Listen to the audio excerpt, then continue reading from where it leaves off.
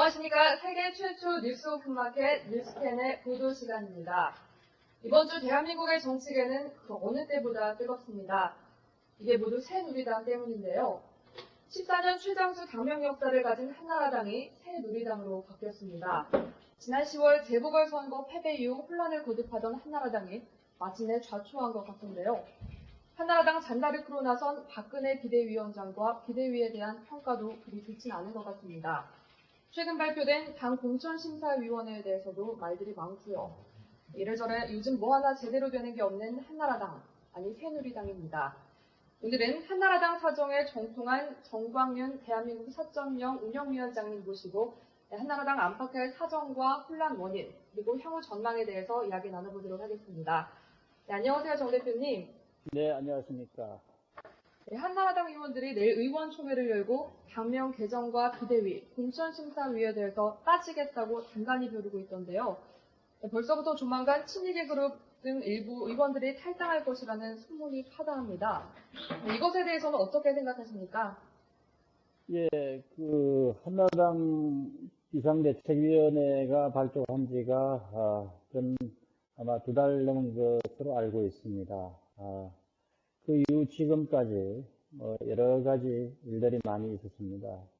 이런 일련의 일들에 대해서 한나라당 국회의원들 중심으로 당내 갈등 요인이 지금 많이 생존하고 있는데, 내일 위원총회가 분수령이 되지 않을까 생각합니다만, 그럼에도 불구하고 박근혜 위원장의 당내 입지 등을 살펴볼 때 현재의 추루 측의 의도대로 진행되지 않을까 그렇게 생각하고 있습니다. 네, 비대위의 논란 정말 끊이지가 않는군요. 네, 당을 떠나서 정치권이 이렇게 총선을 앞두고 혼란을 거듭하고 있다고 하니 국민 입장에서도 참 안타까운 일이 아닐 수 없습니다. 네, 그럼 이제 본격적으로 한나라당의 현실과 그 원인에 대해서 이야기 나눠보도록 하겠습니다. 우선 최근의 핫 이슈인 당명 개정에 대해서 이야기 나눠보도록 하겠습니다. 네, 결론부터 여쭤보자면 어떻습니까? 당명 개정 되겠죠? 유럽이나 미국 등 정치 선진국의 경우에는 주요 정당들이 당명을 개정하는 일이 거의 없죠. 대한민국의 정치권에서는 워낙 흔하게 있는 일이라서 어떤 면에서는 당연하게 받아들이는 측면이 있습니다만은 정당 정치의 원리상으로는 사실은 좀 어색하고 좀 납득이 안 가는 부분이 많죠. 물론 이제 크게 보면 저는 당명을 바꿀 수도 있다고 생각을 합니다. 네, 말씀하셨듯이 의원총회에서 일을 맡겠다고 하는 의원들이 많은데요. 그래도 당명 개정 가능할까요? 글쎄요, 이런저런 문제 제기는 많이 있을 것으로 예상이 됩니다만, 결과적으로는 비대위의 뜻대로 새로운 당명으로 정착되지 않을까 그렇게 생각을 하고 있습니다. 네, 그럼 정 위원장님께서는 당명이 바뀐다는 것에 한 표를 던지시는 거군요. 네, 알겠습니다. 그런데 당명을 바꾼다는 건 결국 이번 4.11 총선에서 국민들로부터 외면을 받았던 한나라당과의 관계를 끊고 국민의 지지를 받아서 총선에 이기자는 게 아니겠습니까? 네, 그런데 이름을 바꾼다고 과연 한나라당에 대해서 국민들이 계속해서 지지를 보낼 것인지 참 부정적인 의견이 많은데요. 어떻게 생각하시나요? 네, 정확한 지적이십니다. 우리 한나라당의 당원이나 국회의원들의 생각은 물론 이제 당 이름을 바꿈으로써 다소 도움이 되지 않을까 이런 일말의 기대감을 갖고 있을 수도 있습니다. 그러나 중요한 것은 이제 국민들이 이에 대해서 어떻게 판단하느냐 이런 문제인 것 같습니다. 잘 아시다시피 한나라당은 대체로 국민들에게 실망감을 끼친 것이 사실입니다. 또 최근에는 여러 악재들이 또 한꺼번에 터진 바 있습니다. 그래서 박근혜 비대위가 이런저런 이제 변화와 쇄신을 하기 위해서 노력을 하고 있습니다만은 당명 개정이 그런 지금 대단히 당의 어려운 상황을 극복하는데 크게 도움이 되지는 않는다. 분명 앞서 말씀드린 대로 정당 정책의 변화라든지 또 당의 어떤 체질 개선이라든지 특히 이제 임박해 있는 제19대 총선에서의 개혁 공천을 얼마나 잘 이루어낼 수 있느냐 이에 따라서 그런 부분들이 국민들에게 좋게 비치면 당명 개정도 시너지 효과를 거둘 수 있겠습니다만은 반대의 경우에는 오히려 당명 개정이 이 당면한 위기를 모면하고 회피하기 위한 하나의 그 꼼수로 비칠 가능성도 배제할 수 없지 않는가 생각합니다. 현재 많은 의원들이 반발하는 것처럼 절차상으로도 참 아쉬움이 많고 모든 게 결국 비대위의 책임이 많이 반영됐다는 얘기도 많은데요. 결국 이번에 비대위에 대한 평가가 당내 분란에 대한 핵심 원인이라고 볼 수 있겠죠. 박근혜 전 대표 측인 친박 진영에서도 비대위에 대해서 호의적이지만은 않은 것 같은데요. 예, 물론 이제 비대위가 길다면 길고 짧다면 짧은 활동을 하고 있어서, 최종적인 평가를 내리기에는 아직 이른 시점입니다만은, 대단히 아쉬움이 많다. 이런 생각을 많이 갖고 있는 것 같습니다. 한나라당의 비대위는 위기에 처한 당의 변화와 쇄신을 위해서 구성되지 않았습니까? 지금 쇄신이 바람직한 방향으로 전개되고 있다고 보십니까? 한나라당을 제대로 쇄신하기 위해서는 한나라당 내부 인사만으로는 되지 않을 것입니다. 최고위원회가 해체되고 이름 그대로 비대위가 구성된 만큼 국민의 시각을, 각계각층의 국민의 시각을 반영할 수 있는 외부 인사를 영입하는 것이 불가피했다고 저는 생각합니다.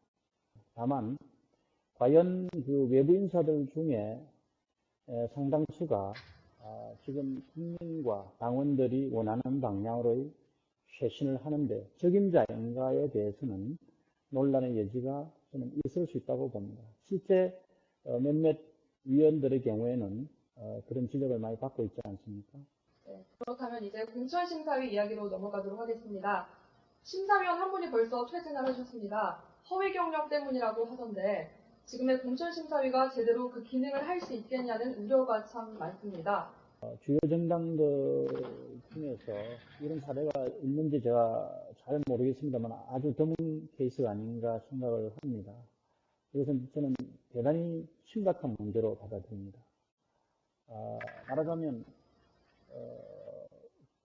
공정심사위원을 구성할 때 엄격하게 검증을 했어야 하는데 최소한의 정보에 대해서도 확인을 못한 것이 아닌가. 그 자세한 과정은 제가 일일이 알 수는 없습니다만 결과적으로 보면 그렇다는 말씀을 드리고 또 그 외에 공정심사위원들 중에 어떤 문제들이 있는지는 제가 잘 모르겠습니다만은 어쨌든 이 박근혜 비대위로서는 굉장히 뼈아픈 대목이고 이것을 계기로 해서 앞으로는 이런저런 인사를 할 때 정말로 당내외 여러 가지 여론들을 두루 충실을 하면서 철저하게 검증을 해야 되지 않을까 그런 생각을 합니다. 네, 철저한 검증이 필요하다는 말씀을 해주셨습니다. 당 분위기가 참 좋지 않을 것 같은데요. 얼마 전 당 사무처에서 만든 탈생부 명단이 박근혜 전 대표에게 전달됐다고 해서 또 한바탕 난리가 나지 않았습니까? 역대 선거 때마다 그런 종류의 개문서라 할까요? 그런 살생부들이 많이 나돌았습니다. 과거에도. 물론 그것은 당의 공식 기구에서 작성했다고는 보여지지 않습니다. 공천 경쟁을 하는 어떤 사람들이 어떤 목적에서든 그런 개문서를 작성해서 유포한 것이 아닌가 생각하는데, 물론 그것은 공천심사위원회가 별도로 어떤 원칙과 기준에 따라 공천을 할 것이기 때문에 그 문서가 공천에 영향을 준다고는 생각하지 않습니다만은 어쨌든 그런 문서를 작성을 누가 했는지 모르지만 대단히 참 그렇지 않아도 당이 상당히 어려운 지금 위치에 있는데 그런 일들은 대단히 잘못됐고 그것을 일일이 밝힐 수는 없다 하더라도 좀 스스로 자제들을 해줬으면 좋겠다는 말씀밖에는 드릴 게 없네요. 네, 탈생부 이런 얘기가 나오니까 무섭네요. 비상대책위원회도 출범과 함께 사퇴하는 의원이 있었는데요. 박근혜 위원장의 인사 방식에 문제가 있는 게 아니냐는 지적이 나오고 있습니다. 박 대표의 독특한 일하는 방식에서 빚어진 결과라고 하는데 박 위원장의 인사 스타일인가요? 밀실 결정이랄까? 그런 생각이 듭니다. 어떻게 생각하십니까?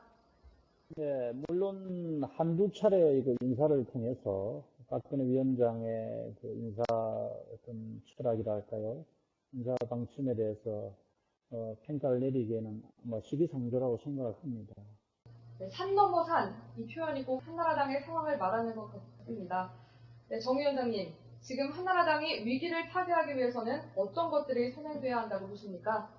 그래서 가장 중요한 것은 민심의 소재를 정확하게 몰랐다.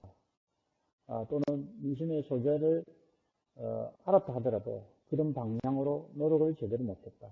이런 생각입니다. 근데 이것은 이제 이 경우에도 여러 가지 원인이 있을 겁니다만은 한마디로 제가 요약을 한다면 지금 시대가 엄청나게 급변하고 있습니다. 이런 급변하는 시대의 요구에 부응하기에는 한나라당이 지나치게 나갔다. 그리고 공룡처럼 유연하지 못하고 좀 화사가 되어 있다. 바꾸고 말하면 대단히 권위주의적이고 엘리트주의적이고 수직적이다. 이런 조직 문화를 갖고 있기 때문에 이런 급변하는 시대의 흐름에 제대로 부응도 못하고 또 국민들의 요구에 대해서 그때그때 유연하게 대처를 못한 것이 아닌가. 네, 유연성, 그리고 단결과 쇄신, 국민들의 신뢰의 회복, 이런 것들은 사실 가장 기본이 되면서도 중요한 요소가 아닐까 싶습니다. 마지막으로 좀 극단적인 질문인 것 같은데요. 한나라당이 과연 다음 총선에서 몇 석이나 얻을 수 있을까요? 제 개인적인 생각이라기보다 아마 대체적인 관측은 한나라당이 이런 총선에서 좀 어려울 것이다. 이런 여론인 것 같습니다. 그럴 수밖에 없는 것이 잘 아시다시피 거대 여당으로서 대체로 국민들은 지난 4년을 부정적으로 보는 측면이 강하기 때문에 그에 대한 책임은 자유로울 수 없다고 생각합니다. 또 특히 최근에 뭐 디도스 사건이나 돈봉투 사건이나 이런 일련의 잘못된 일들이 반복됨으로써 국민들의 실망감이 대단히 더 커졌다. 이런 어떤 시점이기 때문에 굉장히 불리한 조건에서 총선에 임한다. 이렇게 말씀드릴 수 있는데 물론 선거라는 것은 지금 총선이 한 2달 남아 있지 않습니까? 그래서 이 2달 동안에 어떤 변수들이 생길지 알 수가 없겠죠. 네, 대표님, 오늘 말씀 감사합니다. 다음에 또 나와주시겠죠? 네. 지금까지 대한민국 4.0 정광윤 위원장님과 함께 위기의 한나라당을 진단해봤습니다. 지금까지 뉴스캔 SNS 뉴스 앵커 임유진이었습니다. 시청해주신 여러분 고맙습니다.